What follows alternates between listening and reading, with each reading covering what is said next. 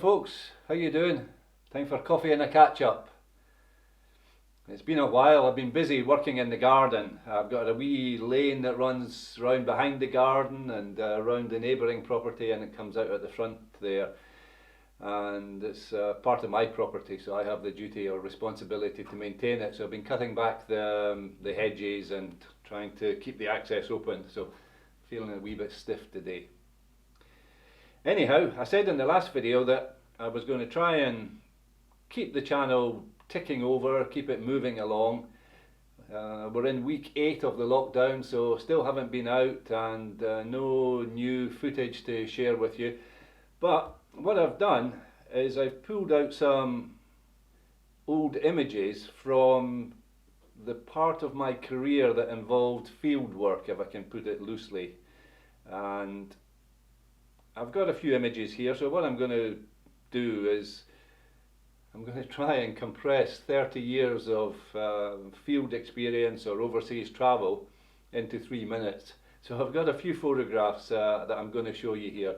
The first few are the kind of early years, if you like, where I was working as a seed collector, as a plant collector. So I've got 2 or 3 photographs showing some of the work that I did during these early expeditions. And the last photograph, I'm standing on the roof of a hotel building in the town or the city of Hualien in Taiwan, and I've got, it looks like I've got some strange washing hanging up, and what it is, it's a line with a series of seed bags. So basically what it is my seed collections that I'm hanging up to air dry on the top of this roof, as I say, in a city in Taiwan. So I did a huge expedition to Taiwan many years ago.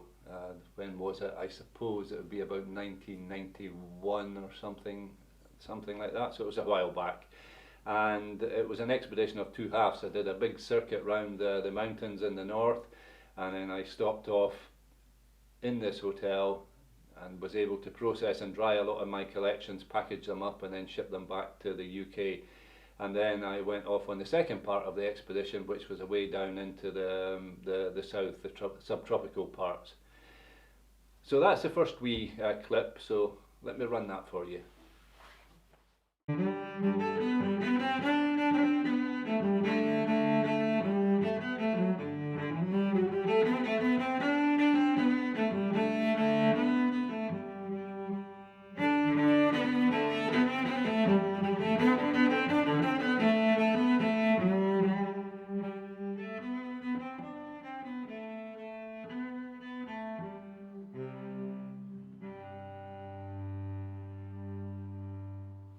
My work on expeditions evolved towards more conservation orientated activity, and I had an idea probably around the mid-1990s to try and establish a research station, a field station, and I wanted to do that in the Chinese Himalaya. So the next sequence of slides shows the establishment of that, working with the local people, and the last slide in this little segment, it's only half a dozen slides, is of my buddy Bruce the Piper, Major Bruce Hitchens, who piped at the opening of the field station that I built. And then I'm going to continue with a few more slides which shows some of the field work that was undertaken from that base in the Himalaya that I built.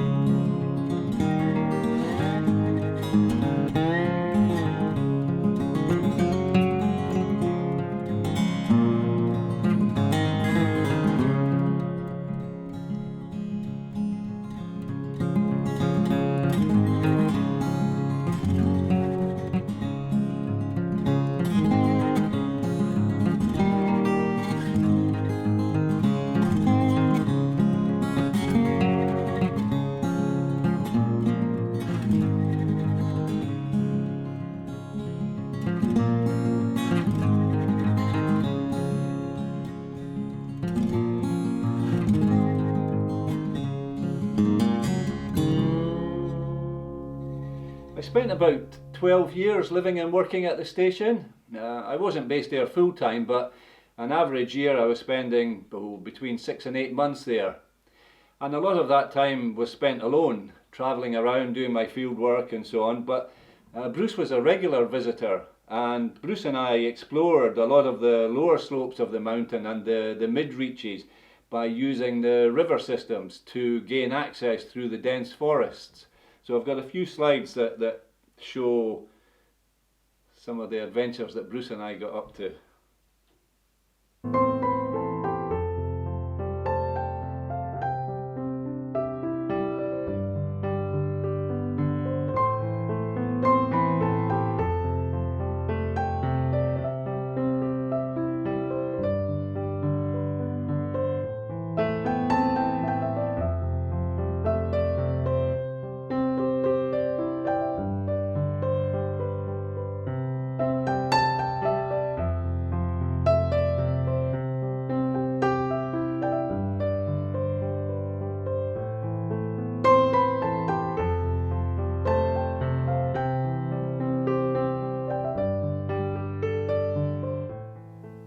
If you look carefully at the next two slides, you'll see that one of the major dangers we faced during our field work was avalanche and rockfall.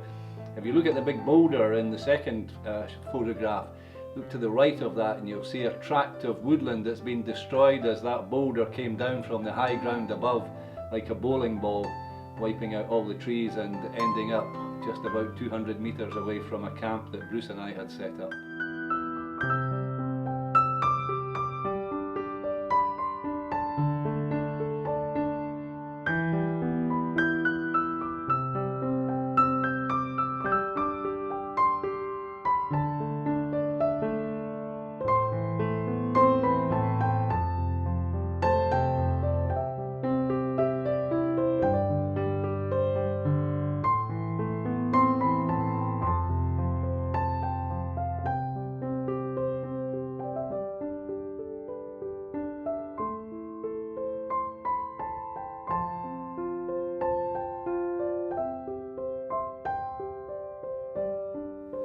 The big river in that last wee clip is the Yangtze River. I mentioned on, I think it was episode 11 of the Stay Home, Stay Safe series when I was doing the bike, and I showed you my wee micro bike. I mentioned that I cycled down from high plateau down to the Yangtze drainage, and then I got a ferry boat across. Well, there's a photograph of the wee ferry boat there that took me across the river. So I used that ferry boat several times to get backwards and forwards across the Yangtze River so that I could enter into a different range of mountains. Anyway, I was doing a lot of field work and my plant collections were growing and growing and growing, and although I had a lot of space around the station, I didn't have any actual facilities. So I decided it was necessary to build a nursery, and that's what the next little sequence of slides are, building a nursery for my plants.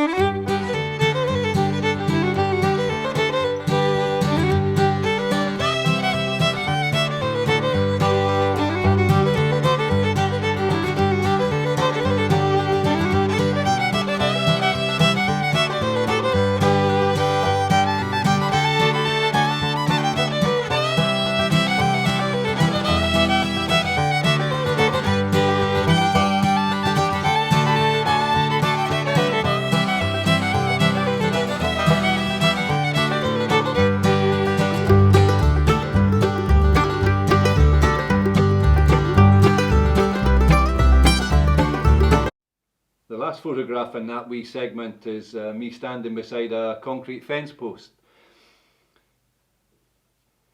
Around that time I decided that it was sadly necessary to enclose the grounds of the station. So if you imagine the station, it was almost like rings of an onion. We had a highly protected zone around the building that I constructed, and in that area we grew I suppose the rarest plants, the treasures we kept close to the centre of our operation. And then going out from that, we had a wider area where we were doing a lot of conservation work and also a lot of monitoring work, biodiversity monitoring and also climate change monitoring and stuff like that. So we had quite a lot of equipment in the forest and the high meadows and on some of the screes. And then beyond that, we had a larger area that we influenced rather than actively managed, probably about 150,000 hectares actually. So quite a vast amount of land. Anyway, we decided that it was necessary to protect some of the investment there. We invested quite heavily in that area, and so we enclosed, I don't know, must have been about 100 hectares or something, not a vast amount of land, but it was quite difficult building that fence. We manufactured these concrete posts ourselves on site, just with some moulds, and then we just simply carried them on our shoulder up over the high ground up to about 4,200 metres. It's quite a hard shift carrying a few of them up and dropping them off and then going back down and getting some more. The station was all built using horses. There was no road in there. You saw in the wee clip where I was building the nursery there that I eventually got a dumper truck, but we really hauled the dumper truck up using, it didn't go up under its own power. We split it down a bit and we used horses to haul and carry that truck up there. So we had a wee network of roads around our station, but there was no actual connection to the neighbouring villages and certainly not to the wider road network in that part of the world. Anyhow, digressing, blethering again. The next clip of a few slides shows the high ground, and I was very interested in the high ground. Mostly I soloed that. It was quite difficult to get people, to agree to go up onto that high ground with me. So I've got 4 or 5 slides here that show some of the high ground, and on one of the slides there's a wee kind of groove or crack that you can climb up, and it goes from what would be a Corrie head wall in Scotland, from the head wall of a glacial valley, and it goes up through the rocks onto the ridge. And it always reminds me, when I was climbing up there, of the bad step that you take if you're going from Elgol round to Camasunary, where there's that little bit of exposure. The difference is if you fell off this, you wouldn't be landing in the sea. You'd be falling when you're at the top. If you came off near the top, you'd be falling, maybe 400 or 500 metres. It would be a big drop. I don't think you would know much about it if you hit the bottom. So anyway, that was my wee route up onto the high ground.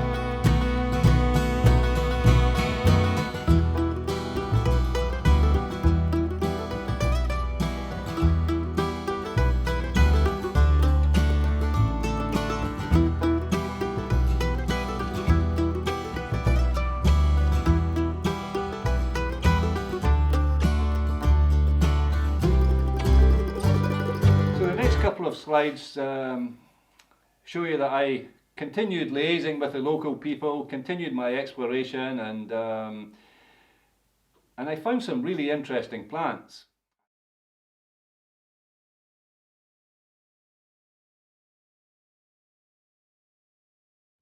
The station, after about 10 or 12 years, was really beginning to develop, and the last photograph in this wee sequence shows the then First Minister, Jack McConnell, over in China, and in Beijing actually, didn't get down to the Himalaya, signing a declaration to create the UK's first joint scientific laboratory in China. So from a very humble beginning of really just building a shed or a bothy on the side of a mountain in southwest China in the Sino-Himalaya, we built up the facility over a period of about 10 or 12 years to create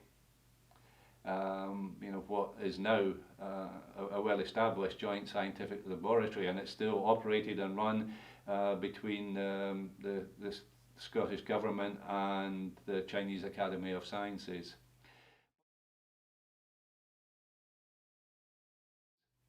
But I felt that my job was done there, and so the next sequence of slides, if I can introduce that, is a sort of major change in my life, I suppose, because as a field officer I was able to retire and collect my pension, but I was still just in my 50s, so I thought there was more to be done, and I wanted to continue my association with China. So I came home, signed my release papers, and gave up work for the Scottish Government or the UK Government, and then I went over and I joined the Chinese Academy of Sciences as an associate professor, and I established the first School of Landscape and Horticulture for the Chinese Academy of Sciences. And I've got a photograph there of my first three graduate students, and then my horticultural team, all lined up, standing on a pile of rocks by the looks of it, and then a couple of photographs of some of the landscape work that we did, and then finishing off with a wee celebration of opening one of the landscapes that we built together.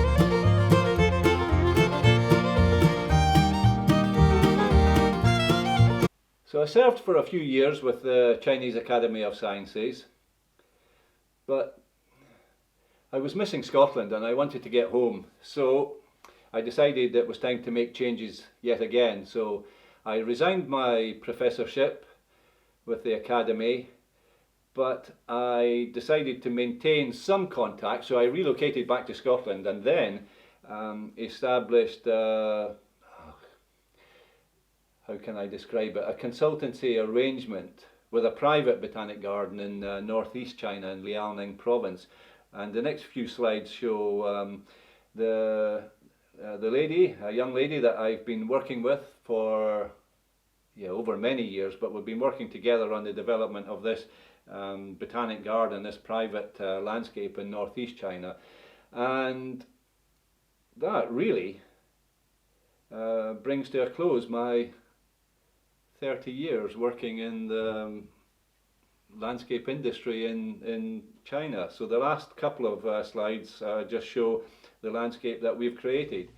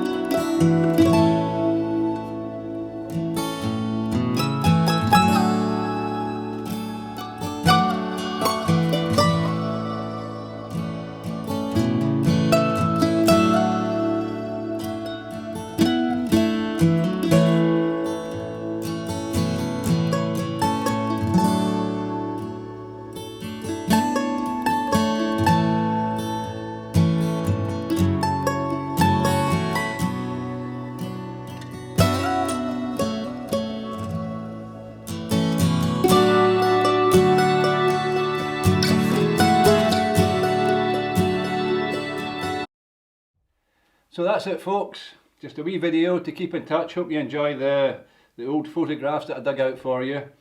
I'll give it some thought, decide whether to do another 1 or 2 videos in this series.